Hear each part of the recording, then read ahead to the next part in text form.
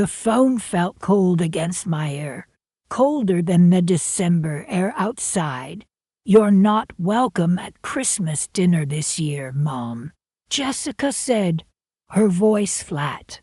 My breath hitched. "I'm sorry," she continued, her tone softening only slightly. "But you make everyone uncomfortable." So that was it. I wasn't welcome at dinner because I made everyone uncomfortable. 3 days before Christmas, I was being banished. Miguel agrees, Jessica added, as if anticipating my protests. My own son, Miguel. Had he even spoken to her about it? Or had she simply presented him with the decision already made? "I see," I managed to say, my throat tightening. "It's for the best," Jessica chirped, the sound grating on my nerves. "We want everyone to be relaxed and enjoy themselves." And I, apparently, was the obstacle to that relaxation. "Of course," I responded, trying to keep my voice even. "I understand." Did I understand? I wasn't sure. For 10 years, I had quietly paid their mortgage. Every month, like clockwork, the money left my account and landed in theirs, ensuring they could afford the beautiful house they now called home. They thought they'd secured a fantastic mortgage deal, a stroke of luck. They bragged about it to their friends, to their colleagues, even to me. They had no idea. I had never planned to tell them.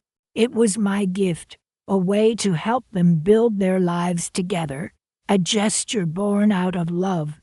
Now, I wondered if that love had been misplaced. "Are you sure there's nothing specific?" I asked, grasping for a reason, a concrete explanation for my sudden exile. "It's just general awkwardness," Jessica replied vaguely. "Remember Thanksgiving, when you kept asking about Julian's family?" I did remember. Julian, Jessica's fiancé, was strangely absent from all family gatherings.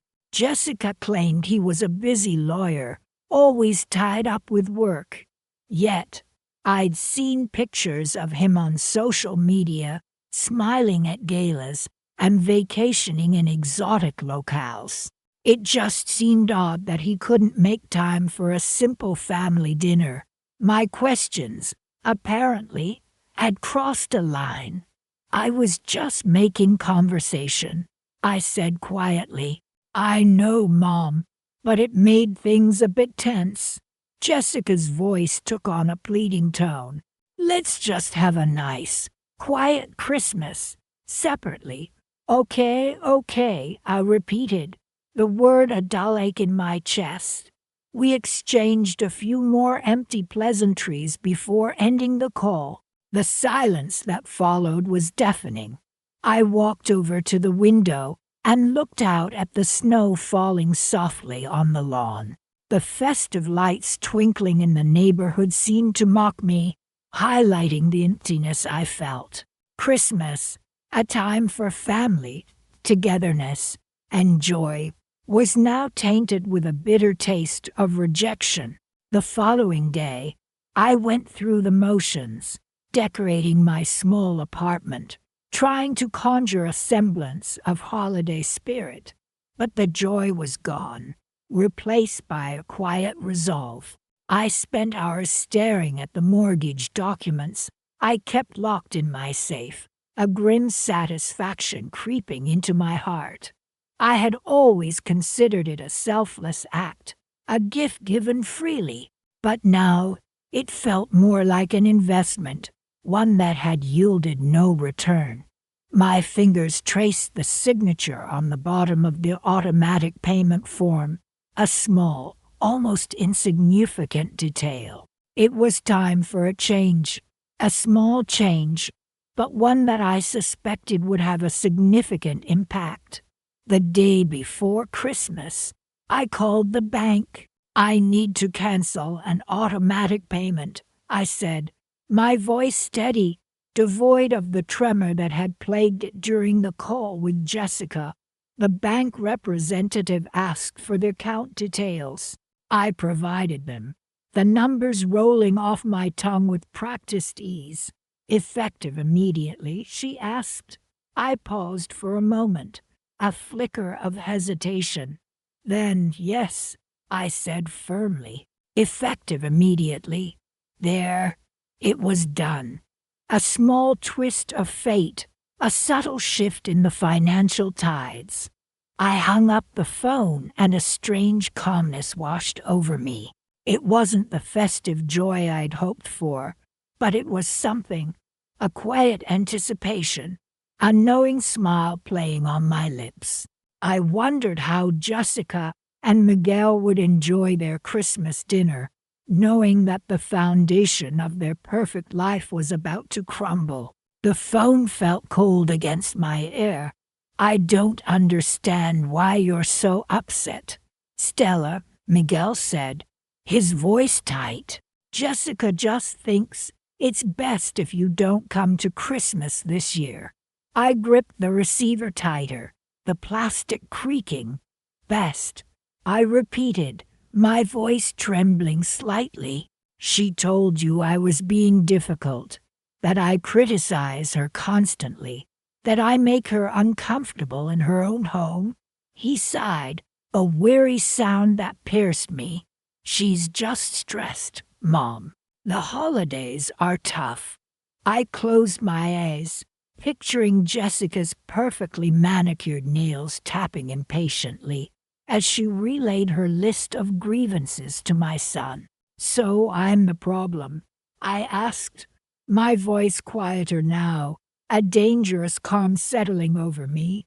"No, of course not," he rushed to say, but the hesitation before those words spoke volumes. "Look," he continued, "we'll see you another time. Maybe New Year's." I could almost hear Jessica whispering in the background, prompting him, urging him to get off the phone with the difficult, critical mother-in-law. "Sure, Miguel," I said, the word flat and devoid of any genuine warmth. "New Year's sounds lovely." We exchanged a few more strained pleasantries, and then I hung up the phone. The silence that descended was heavy, suffocating. I sat in my armchair, the soft glow of the lamp illuminating the dust motes dancing in the air. 10 years. 10 years I had silently paid their mortgage, every single month, without a word of complaint, without a hint of expectation. I had helped them buy that beautiful house, the one they now considered solely theirs. I had watched them furnish it, fill it with laughter, with life, a life I was now apparently excluded from. My fingers traced the rim of my teacup, the porcelain cool beneath my touch. I had wanted to give them a good start, a solid foundation. Miguel had struggled after college, and Jessica's family wasn't exactly well off. When they announced their engagement, the joy in their eyes had been so pure, so infectious. I couldn't bear the thought of them struggling, of them starting their married life burdened by debt. So I made a decision, a secret decision. I would help them, anonymously. I would pay their mortgage, a gift given with no strings attached, a silent act of love. I had the means, and it brought me quiet satisfaction to know I was easing their burden. Over the years, I had dropped hints, subtle questions about their finances, hoping for a flicker of recognition, a moment of gratitude. But there was nothing, just vague pronouncements about managing, about making it work. Jessica, especially, seemed to view their comfortable lifestyle as a given, a birthright. She filled their home with expensive furniture, wore designer clothes, took lavish vacations, and not once, not a single time, Did she express even a sliver of curiosity about how they managed to afford it all? Now, sitting here in the quiet of my home, the truth felt like a bitter pill. My generosity, my silent sacrifice, had been met with not just indifference, but outright disdain. I was the unwelcome guest, the inconvenient relative, the one they could conveniently exclude from their perfect Christmas picture. The thought stung, a sharp, burning sensation in my chest. But beneath that sting, something else began to stir, a quiet resolve, a hardening of my heart. Perhaps it was time for a little adjustment. Perhaps it was time for Jessica and Miguel to learn the true value of $1, to experience the weight of the burden I had so willingly carried for them for so long. I picked up my phone again, this time dialing a different number. The voice on the other end was crisp and professional. "Good evening, Ms. Martinez. How can I help you? I need to make some changes to my automatic payment schedule," I said, my voice steady and calm, effective immediately. "I'd like to cancel the recurring transfer to the account of Mr. and Mrs. Miguel Martinez." There was a brief pause. Then the voice confirmed the change. "Very well, Ms. Martinez. The change has been processed." I hung up, a small, almost imperceptible smile playing on my lips. New Year's, indeed. It was going to be a very interesting New Year. Rain lashed against the living room window, blurring the city lights into hazy streaks. I hung up the phone, the dial tone a hollow echo of the emptiness in my heart. "Miguel won't be coming for Mother's Day either," I murmured to myself, more statement than question. It wasn't a question at all, really. Jessica had made it abundantly clear that I wasn't welcome, that my presence would somehow cramp their style, the lifestyle I had been quietly, secretly funding for a decade.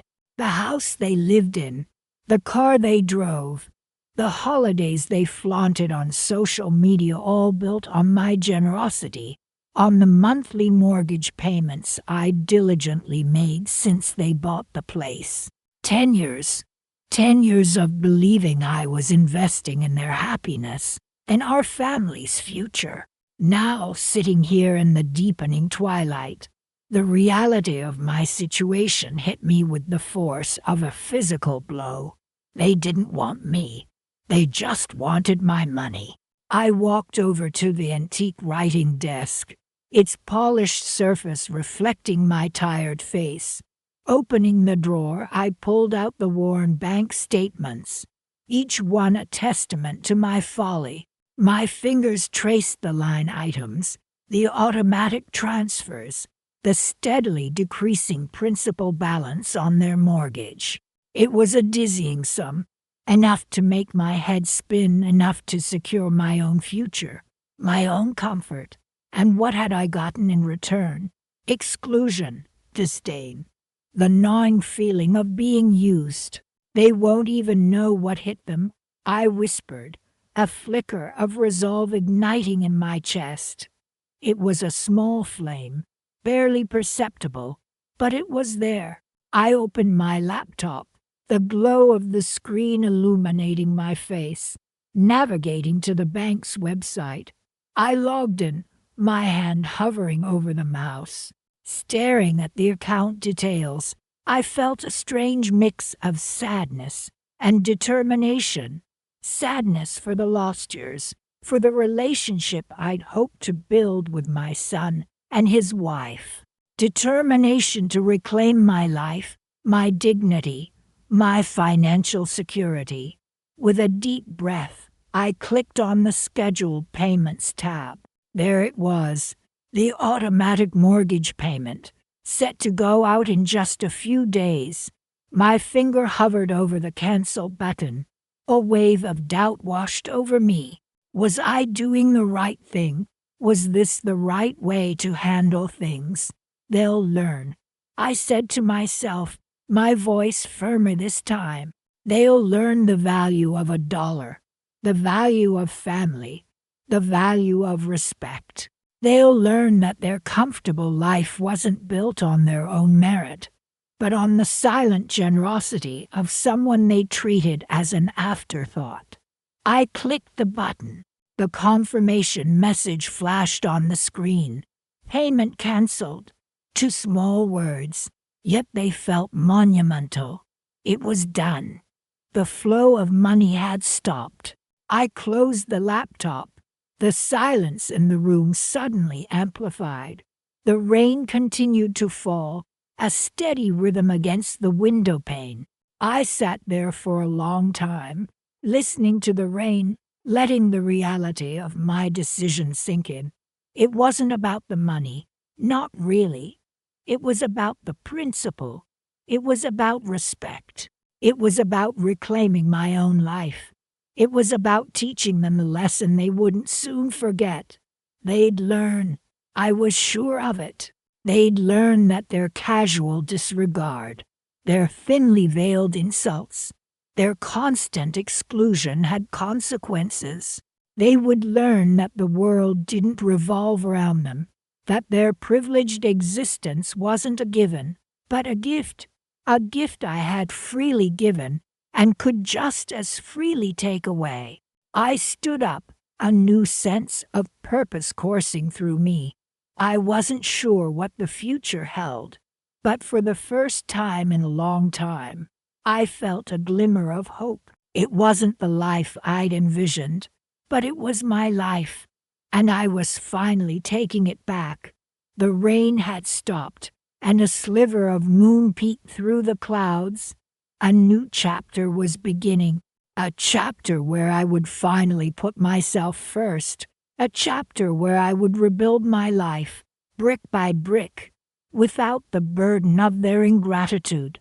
They wouldn't be laughing at me anymore. They wouldn't be excluding me from their lives. Soon, very soon, they would be calling, and I would be ready. Rain lashed against the stained glass windows of the church, a stark contrast to the supposed joy of the day. Inside, the organist played a jaunty tune, oblivious to the tension tightening my chest. $15,000. That's how much this elaborate charade was costing me, my contribution to Miguel and Jessica's wedding. Isn't it beautiful, Mom? Miguel asked. His voice strained. I managed a weak smile. Yes, dear, it is. Beautiful and wasteful. My initial offer, a modest but elegant ceremony at the local chapel, had been met with Jessica's signature disdain. Really, Stella, she'd scoffed. That dusty old place. Julian's family is expecting something grander. Julian. The name tasted like ash in my mouth. He treated me with barely concealed contempt, a sentiment mirrored increasingly by my own son. The ceremony itself passed in a blur. I watched Miguel, my boy, recite vows to a woman who barely acknowledged my existence. Jessica, radiant in her designer gown, never once met my eye. Afterward, the reception unfolded at a lavish country club. Crystal chandeliers glittered, champagne flowed freely, and Jessica, now Mrs. Julian, held court like a queen. Mom, can you believe how many people showed up? Miguel asked, a nervous flicker in his eyes. It's wonderful, isn't it? I forced a smile. Yes, dear.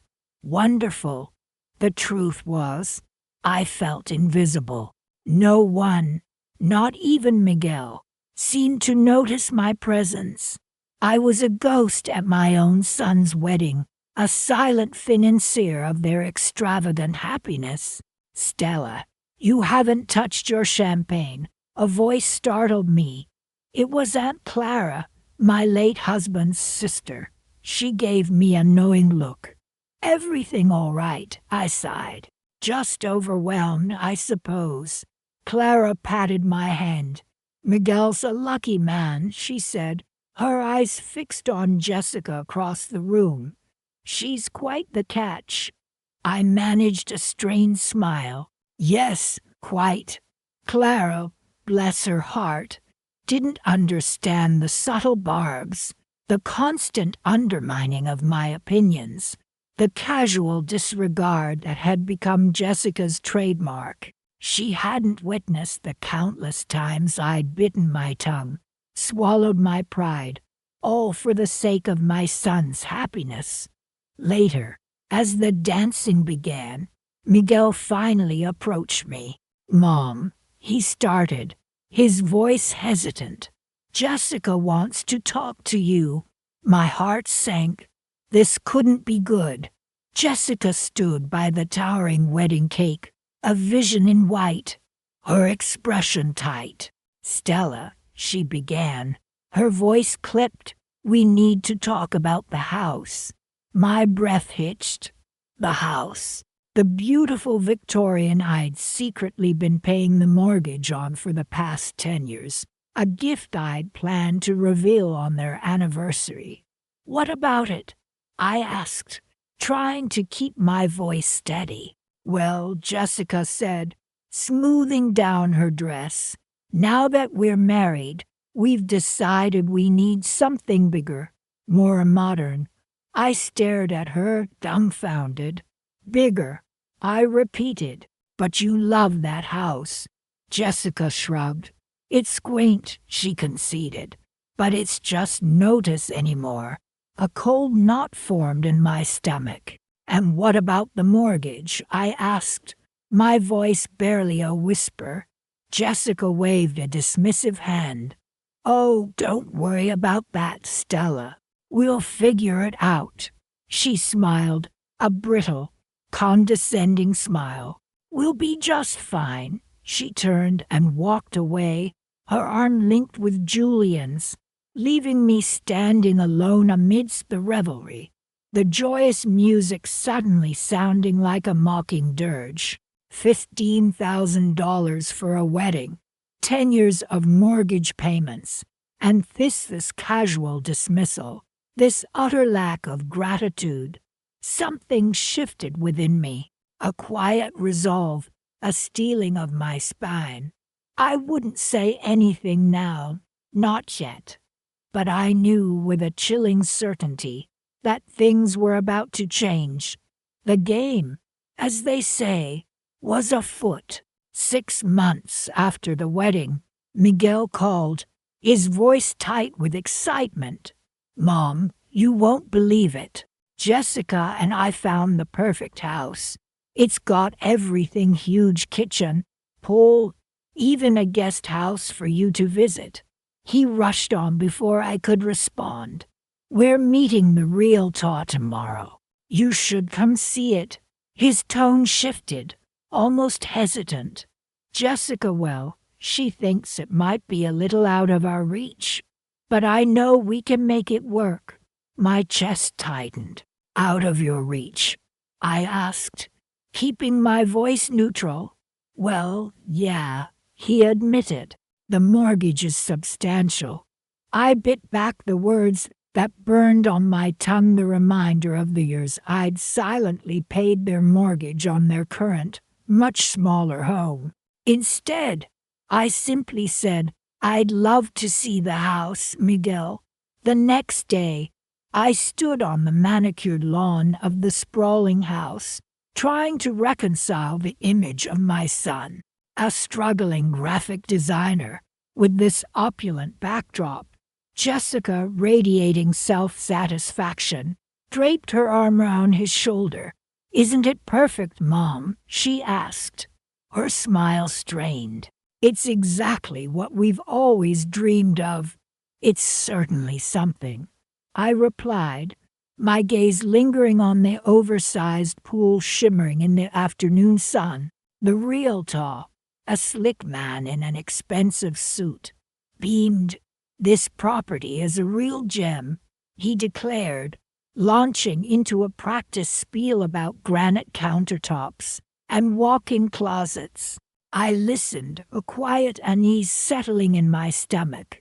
As he spoke, Jessica kept glancing at me, a mixture of anticipation and anxiety in her eyes. It was clear she expected me to offer something, some financial assistance, to bridge the gap between their dreams and reality. That night, Miguel called again. He sounded deflated. "The bank, they're not budging, Mom." His voice cracked.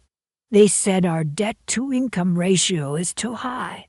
We're not going to get the loan." Silence stretched between us. I could hear Jessica murmuring in the background, her voice sharp and accusatory. Maybe if someone had offered to help. I imagined her saying, the words hanging unspoken between us. "I'm so sorry, Miguel," I said, my voice soft. "I wish I could help." The lie felt like acid on my tongue. "It's okay, Mom," he replied, his voice flat. "I understand." He hung up without another word. Days turned into weeks, and a chilling distance settled between us. Miguel's calls became less frequent. His voice strained when he did speak. I heard snippets of their struggles, arguments over money, Jessica's increasing frustration, their forced downsizing to a cramped apartment. The silence between us grew heavy with unspoken accusations and regret. One evening, I was flipping through channels when I saw a local news segment about a new community arts center being built, funded by a generous anonymous donor. And there, standing beside the beaming mayor, was Jessica, her face glowing with pride. She was being introduced as the head of the new center's fundraising committee. My heart sank. The anonymous donor, Julian, the wealthy fiancé she had cast aside like yesterday's news. Clearly, they had reconnected. I picked up the phone, my fingers trembling. I dialed Miguel's number, the familiar ring echoing in the quiet of my apartment. He answered on the third ring, his voice wary. "Mom," he said, "is everything okay?" "Miguel," I began, my voice steady. "I saw the news about the arts center." "Congratulations to Jessica." A strained silence followed. "Thanks," he mumbled. "She's really excited about it." "Julian seems to be doing well," I continued, my voice laced with a hint of irony. "He's very generous." Another silence, this one heavier. Then, Miguel's voice, low and hesitant. "Mom, did you know about this?" I paused, the silence stretching between us, thick with unspoken truths. "Know about what, Miguel?" I asked, my voice soft. He didn't answer. The unspoken question hung in the air, the knowledge of my silent sacrifice, the years of unnoticed support, the truth of their precarious financial situation. The silence between us was more potent than any accusation. I hung up the phone, a slow smile spreading across my face. The house, the struggles, the distance, it was all part of the plan. And now, the game was just beginning. Rain lashed against my living room window, mirroring the storm brewing inside me. Jessica and Miguel were due any minute, and I knew exactly what they wanted. They'd practically announced it last week when Jessica casually mentioned needing a little help with the house. Little help, my foot. A chill settled over me as I straightened the doilies on the armchairs, a nervous habit I couldn't seem to break. The doorbell rang, a sharp, insistent sound that made me jump. Taking a deep breath, I opened the door to find them huddled together on the porch, rain dripping from their hair. Come in," You'll catch your death. I ushered them inside, trying to sound welcoming despite the knot in my stomach. Jessica peeled off her damp coat, her eyes darting around the room as if assessing its value. "Thanks, Stella," she said, her voice tight. Miguel just mumbled a greeting, his gaze fixed on the floor. This unease radiating from him was new. He used to bound in here, full of life. We settled in the living room, the silence punctuated by the rhythmic ticking of the grandfather clock in the hall. So I began, trying to break the tension. "What brings you by on such a dreary day?" Jessica shifted in her seat. "Well, actually, Stella, we have something to ask you." She glanced at Miguel, who still avoided my. "We're refinancing the house." "Refinancing?" I echoed, feigning surprise. Of course I knew. I'd received the notice from the bank myself, a stark reminder of the charade I'd been playing for the last 10 years. Secretly paying their mortgage had become a bitter ritual, a monthly offering to a pair who barely acknowledged my existence outside of their financial needs. Jessica leaned forward, her voice taking on a pleading tone. "The bank wants us to have a co-signer, and well, we were hoping you could help us out." Her words hung in the air, thick with expectation. I could feel the weight of their presumption bearing down on me, the unspoken assumption that I would, of course, continue to bankroll their comfortable lifestyle. "Co-sign," I repeated slowly, letting the word linger. "That's a big commitment, Jessica. It means I'd be responsible for the loan if you and Miguel can't make the payments." I looked directly at Miguel, finally forcing his gaze to meet mine. He quickly looked away, his face flushed. "We know, Stella," Jessica chimed in, her tone almost saccharine. "But we wouldn't ask if we weren't sure we could handle it. It's just a formality, really, a formality. 10 years of secret payments, and my contribution was reduced to a mere formality." The irony was almost too much to bear. I took a deep breath, steeling myself for what I had to do. "Jessica," I began, my voice calm and steady, "I appreciate you coming to me with this, but I need to think it over. It's a significant financial decision, and I need to be sure it's the right one for me." Jessica's smile faltered. "Of course, Stella," she said, her voice laced with a hint of impatience. "But we really need to know soon. The bank is waiting." "I understand," I replied, my voice unwavering. "I'll let you know my decision by the end of the week." They left shortly after, the tension between us thick enough to cut with a knife. As the door closed behind them, I let out a shaky breath I hadn't realized I'd been holding. The rain had stopped, and a sliver of sunlight peeked through the clouds. I walked over to the window, watching as their car pulled away from the curb. This time, there was no urge to rush to the phone and transfer another mortgage payment.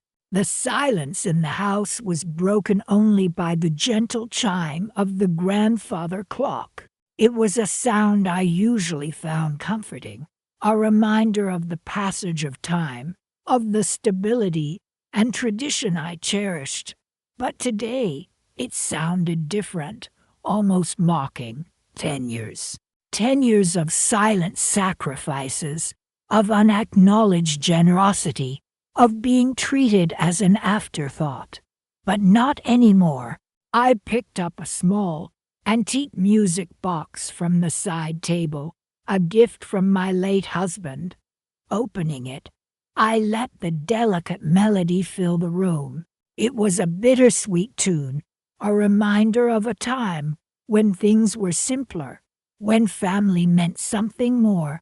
As the music played, I walked over to my desk and pulled out a file, a thick folder containing meticulously documented records of every mortgage payment I had made on behalf of Jessica and Miguel. Each transaction, each date, a testament to my misplaced loyalty. I spent the rest of the afternoon reviewing the documents, my resolve hardening with each passing page. I knew what I had to do. The end of the week was fast approaching, and Jessica and Miguel were expecting an answer. They would get their answer all right, an answer they wouldn't soon forget. This charade, this silent act of generosity, was finally coming to an end. The relief I felt wasn't from a plan formed, but from a decision finally made. I closed the file, a faint smile playing on my lips. The game was about to change. 2 months later, the phone rang. It was Miguel. His voice was strained. "Mom," he began, and I could already sense the trouble brewing. "Things aren't going so well at work. My hours got cut. I don't think we can make the mortgage payment this month." My heart clenched, but not with worry for him.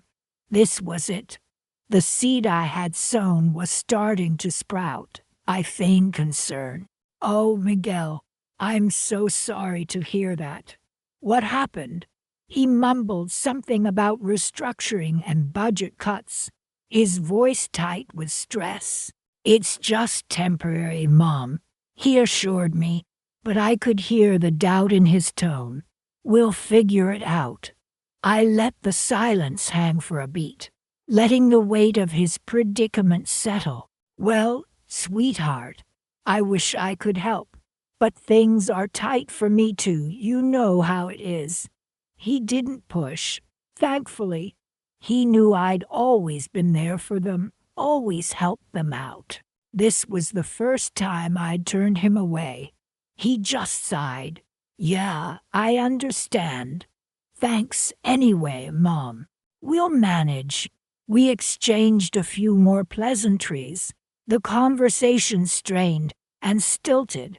Before he hung up, I hung up the phone slowly, a small, tight smile playing on my lips. The charade had begun. Over the next few weeks, the calls became more frequent. Each time, Miguel's voice grew more desperate. He'd started picking up odd jobs, working weekends, anything to make ends meet. Jessica, he told me, was getting increasingly anxious. "She's not used to this, Mom," he confided one evening. "She keeps asking about the payments, how we're going to manage." My heart ached for my son, caught in the crossfire. But Jessica, she needed to understand the consequences of her actions, the consequences of treating me like I was nothing. Then came the day I'd been waiting for. Miguel called, his voice barely above a whisper. "Mom," he said, the words heavy with defeat. "The bank, they sent us a notice. We're facing foreclosure." My breath hitched. This was it, the moment of truth. I let a gasp escape my lips. "Foreclosure? Oh, Miguel, I'm so sorry. I wish there was something I could do." I played the part of the helpless mother, wringing my hands, expressing my concern, while inside, a cold satisfaction began to bloom. The silence on the other end stretched, thick with unspoken accusations and regret. Then Miguel spoke, his voice choked with emotion. "I don't understand, Mom. We've always made the payments. How could this happen?" Now came the delicate part, the reveal. I took a deep breath and let it out slowly. "Miguel," I said, my voice soft, almost a whisper, "there's something I need to tell you. Something I should have told you a long time ago. The silence on the other end was deafening. I could practically hear his heart pounding. Remember when you and Jessica first bought that house? How you struggled to make the down payment. You were so worried, so stressed. I paused, letting the memory sink in. Well, I continued, my voice barely above a whisper. There's something you don't know. I helped you. I paid the down payment.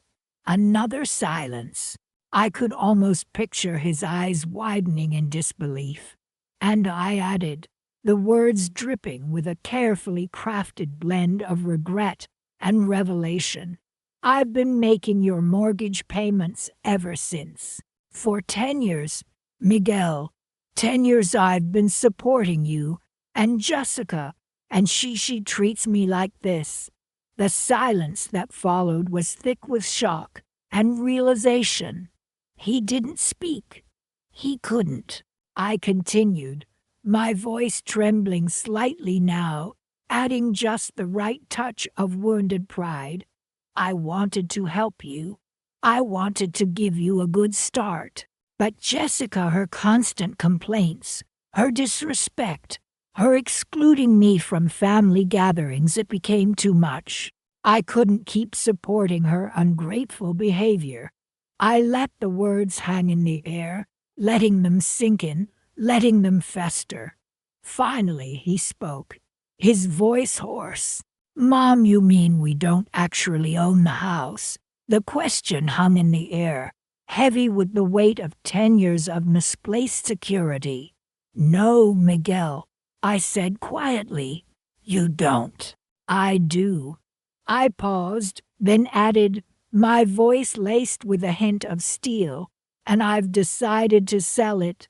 The choked sob that came through the phone was almost satisfying, almost. I knew this was going to hurt him. But Jessica needed to learn a lesson, a hard one. The paperwork is already being processed. I continued, my voice firm. You have 30 days to vacate the premises. I heard him gasp, a sharp intake of breath, then silence. The line went dead. I slowly placed the receiver back on the hook, the dial tone buzzing in my ear. The game was afoot. Rain lashed against the windows of my small apartment, mirroring the storm brewing inside me. Months had blurred into a monotonous cycle of depositing that mortgage payment, like clockwork. Each month, I braced myself for Jessica's performative gratitude, the saccharine thanks, Mom, delivered with an air of entitlement that grated on my nerves. It was always followed by a thinly veiled critique of something, my outdated clothes, my old-fashioned ideas, or the casserole I'd brought over, which was a little too salty or not quite spicy enough. This time, it was the antique brooch I'd gifted her for her birthday. It's vintage, she'd said, her nose wrinkled, before shoving it into a drawer. Julian, ever the dutiful fiancé, chimed in with, It's the thought that counts, Mrs. Martinez. His words were polite, but his eyes held the same condescending glint as Jessica's. I'd plaster on a smile and murmur something about them being welcome, but inside, a cold knot of resentment tightened. Their thank yous felt less like genuine appreciation and more like an obligatory ritual before they resumed their lives of leisure. Lives I was inadvertently funding. I'd see photos on social media, Jessica and Miguel lounging by their pool, weekend getaways to the coast, Julian sporting a brand new watch. Each picture was a tiny pinprick to my conscience, a reminder of the chasm between their carefree existence and the sacrifices I was making. I wasn't struggling, not exactly, but my retirement savings were dwindling faster than I'd anticipated. I'd envisioned leisurely afternoons spent painting, Perhaps even a trip to Europe, dreams now indefinitely postponed. My apartment, though comfortable, felt increasingly cramped compared to the spacious house I was paying for. Their house. One evening, Miguel called, his voice unusually hesitant. "Mom, we were wondering, could you maybe help us out with the landscaping? The backyard's looking a bit overgrown, and Julian's parents are coming over next weekend." He rushed on before I could respond. "We'd pay you back, of course, but things are a little tight right now." Tight? How could they be tight? I was covering their biggest expense. "I'll see what I can do," I said, my voice tight. The following Saturday, I found myself driving past their house. A brand new luxury car sat gleaming in the driveway. A landscaper's truck was parked out front. Two men busily trimming hedges and planting flowers. My blood ran cold. They'd lied.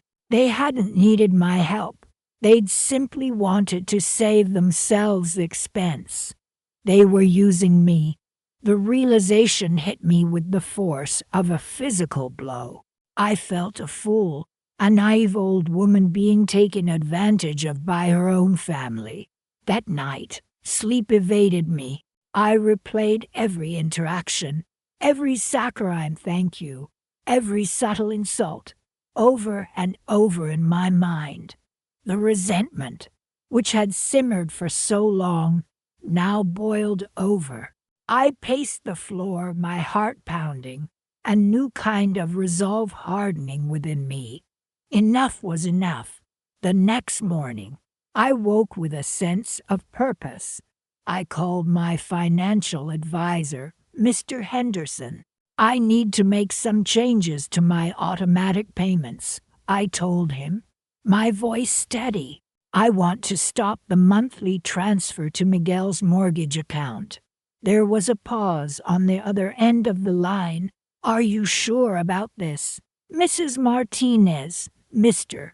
Henderson asked, his voice tinged with concern. "I've been advising you against this for years, I'm sure," I replied firmly. "It's time for them to stand on their own 2 feet." I hung up the phone and took a deep breath. A weight seemed to lift from my shoulders. For 10 years, I had carried this secret burden, this silent act of generosity that had only bred entitlement and disrespect. Now, I was taking back control. I wasn't sure what the future held, but for the first time in a long time, I felt a sense of anticipation, a flicker of something that might almost be excitement. The storm outside had cleared, and a sliver of sunlight peeked through the clouds. It felt like a new beginning. I looked out the window at the world stretching before me and smiled. Christmas Eve arrived crisp and cold. I thought we agreed. "No gifts this year," Jessica said, her voice tight, not even bothering to look up from her phone as I placed a small, carefully wrapped package under their gaudy, oversized tree. "We're trying to be responsible." 3 years had passed since that disastrous Christmas dinner where Jessica had laid out all my perceived failings, my outdated clothes, my constant criticism, my unwelcome presence in their perfect lives. 3 years of carefully crafted distance, of unanswered calls, of birthdays celebrated without me. 3 years since I'd stopped paying their mortgage. "It's just a little something," I replied softly, trying to ignore the sting of her dismissiveness. "For the house." Miguel, my own son, barely glanced up from the football game on TV. "Yeah, Mom, we're good," he mumbled, his eyes glued to the screen. My heart ached, a dull, persistent throb that had become my constant companion. I forced a smile. "Well, Merry Christmas." Then I said, my voice barely above a whisper. The first few months after I stopped the payments had been agonizing. Each missed call from Miguel, each curt text from Jessica, chipped away at my soul. I'd lie awake at night, replaying the years of unnoticed sacrifices, the quiet transfers of money into their account, the carefully chosen gifts, all dismissed as insignificant, even burdensome. The gnawing guilt warred with a simmering anger I couldn't quite extinguish. Then, slowly, subtly, things began to change. Jessica's designer handbags were replaced with cheaper knockoffs. The extravagant vacations, meticulously documented on social media, became weekend trips to the local lake. The new luxury car Miguel had so proudly driven disappeared, replaced by a battered, older model. I saw the strain etched on their faces, the forced smiles, the whispered arguments I pretended not to hear during my infrequent, carefully orchestrated visits. We're just downsizing, Mom, Miguel explained one afternoon, avoiding my gaze, simplifying our lives. Jessica, perched on the edge of their worn sofa, added, it's actually quite liberating. We realized we were too focused on material things. I nodded, a tight smile plastered on my face. That's wonderful, dear, I replied, my voice even and calm. Inside, a quiet satisfaction bloomed. One chilly autumn evening, a registered letter arrived. I recognized the return address instantly. My hands trembled slightly as I tore open the envelope. It was a notice of foreclosure. The house I had secretly paid for, the house they had flaunted as a symbol of their success, was being repossessed. A wave of conflicting emotions washed over me. Sadness for Miguel, my son, who, despite everything, I still loved. A flicker of guilt, quickly extinguished by the memory of Jessica's cruel words, her dismissive attitude, and finally, a deep, profound sense of vindication. The following week, I drove past their house. A moving truck was parked in the driveway, men carrying furniture and boxes out to the curb. Jessica stood on the lawn, her face pale and drawn, arguing with a man in a suit.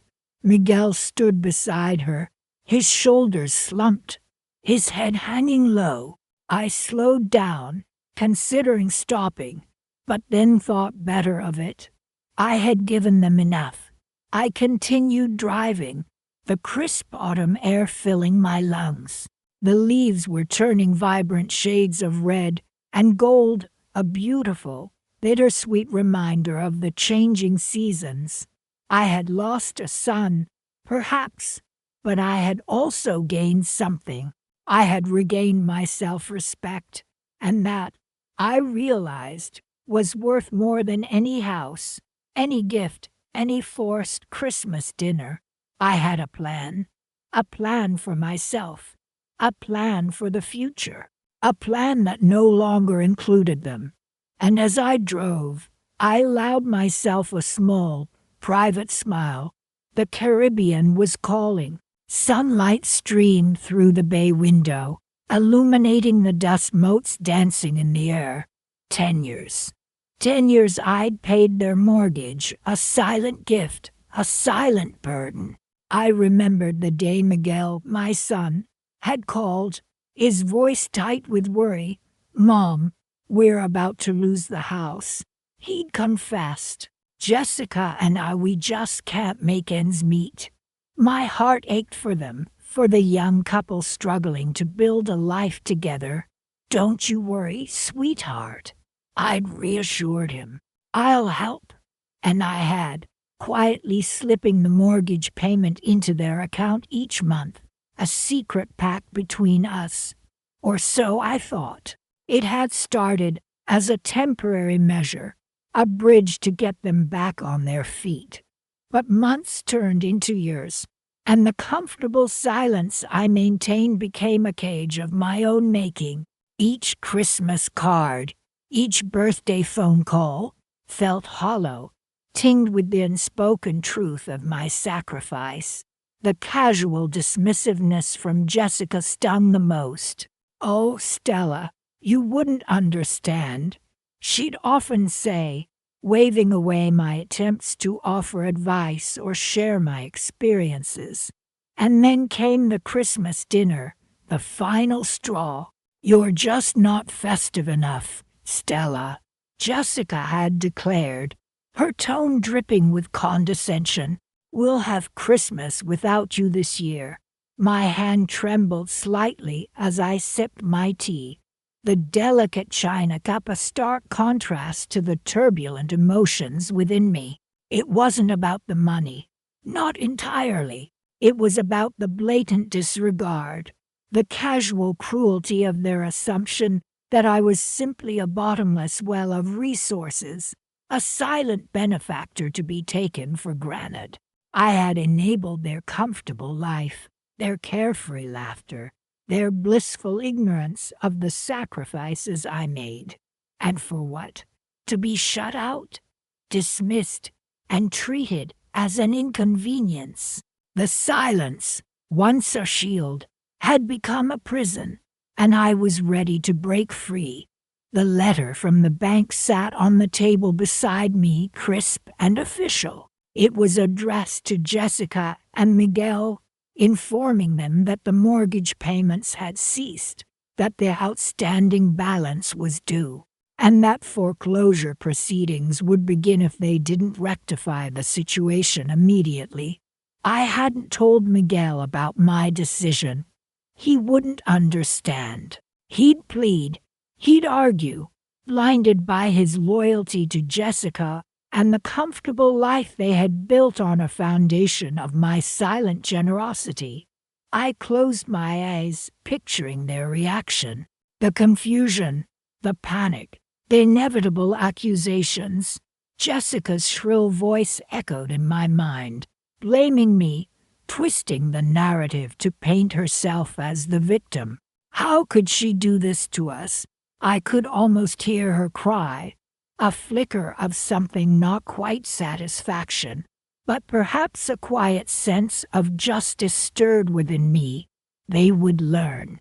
They would learn the value of hard work, the weight of responsibility, the true meaning of family. They would learn that their comfortable world, the one they had taken for granted for so long, had been built on a foundation of love and sacrifice.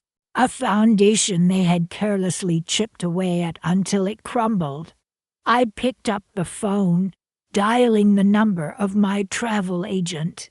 "Yes, hello," I said, my voice steady and calm. "I'd like to confirm my booking for that villa in Tuscany, the one overlooking the vineyards. Yes, that's right. For 6 months." A smile finally touched my lips. This Christmas, I would be celebrating under the Tuscan sun, far away from the drama and the accusations. This Christmas, I would be free. The silence, once a burden, was now a sanctuary. I would savor it, sip it like fine wine, as I watched the sun set over the rolling hills of Italy, knowing that somewhere far away, Jessica and Miguel were facing a very different kind of holiday season, and I knew, with a certainty that warmed me more than any roaring fire or festive gathering, that this was just the beginning of my new life, a life built on my own terms, a life where silence was a choice, not an obligation. The phone rang, shattering the quiet of the afternoon. I hesitated, knowing who it would be. Perhaps, just perhaps, it was time to answer.